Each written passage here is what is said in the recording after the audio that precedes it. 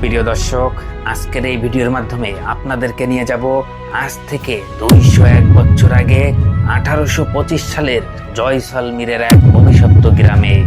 প্রিয় দর্শক, ভারতের রাজস্থানের মরুভূমির বুকে পাকিস্তান বর্ডারের কাছে একটা রাজ্য ছিল। রাজ্যটির নাম জয়সলমীর রাজ্য। সোনার শহর বলা হতো সেই রাজ্যটাকে, কারণ তখনকার সময়ে ওই রাজ্যের কেল্লাগুলো রোদে সোনার মতো চকচক করত। সেই রাজ্যেরই ভিতরে ছিল 84টা গ্রাম।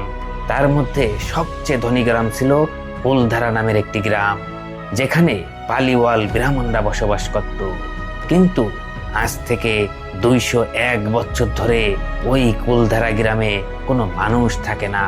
দিনের বেলাও যদি আপনি সেখানে যান, যে কোনো মুহূর্তে আপনার উপর ভয়ানক বিপদ নেমে আসতে পারে।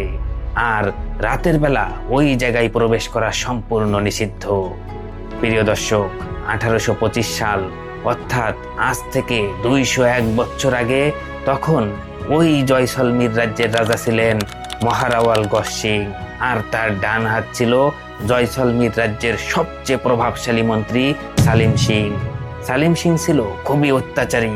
তার নজর পড়ে ওই কুলধারা গ্রামের গ্রাম প্রধানের একমাত্র সুন্দরী মেয়ের উপর। সালিম সিং ওই ব্রাহ্মণকে ডেকে বলেছিল, তোর মেয়েকে আমার সাথে বিয়ে দিয়ে দে, না হলে আমরা এসে পুরো গ্রাম জ্বালিয়ে দেব। সেই ভয়ে গ্রামের প্রধান আর সব পালিওয়াল ব্রাহ্মণরা মিলে ওই রাতেই কুলধারা গ্রামের 1500 মানুষ একসাথে গ্রাম ছেড়ে চলে যায়। কোথায় গেছে আজও পর্যন্ত কেউ জানে না। ইতিহাস বলে ওই ব্রাহ্মণরা যাবার আগে এক ভয়ানক অভিশাপ দিয়ে গিয়েছিল, এই কুলধারার মাটিতে আর কোনোদিন কোনো বসতি গড়ে উঠতে পারবে না। যে গড়ে ওঠার চেষ্টা করবে সেই ধ্বংস হয়ে যাবে। আর এর থেকেও ভয়ানক যে বিষয়টা হলো, ওই মেয়েটার নাম আর তার বাবার নাম এখনো পর্যন্ত কেউ বলতে পারে না। ইতিহাস থেকে মুছে ফেলা হয়েছে। সালিম সিং নিজেই তার নাম মুছে দিয়েছে ইতিহাসের পাতা থেকে, যাতে এই ভয়ানক অধ্যায়টা সবাই ভুলে যায়। প্রিয় দর্শক, পরের দিন সকালে সালিম সিং এসে দেখে পুরো গ্রাম ফাঁকা, একটা মানুষও নাই।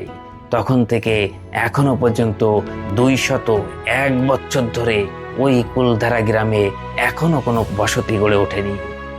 স্থানীয়রা বলে, তখন থেকে এখনো পর্যন্ত নাকি ওই কুলধারা গ্রামে রাত 12টার পর ওই গ্রামের সব ভাঙ্গা বাড়িগুলো থেকে এক ভুতুড়ে আওয়াজ ভেসে আসে। যারাই ওখানে থাকতে গেছে তাদের সাথে অদ্ভুত কোনো ঘটনা ঘটেছে। ভারত সরকার সন্ধ্যার পর ওই কুলধারা গ্রামে ঢোকা সম্পূর্ণ নিষিদ্ধ করে দিয়েছে। ওটাকে এখন ভূতের গ্রাম বলে সবাই জানে।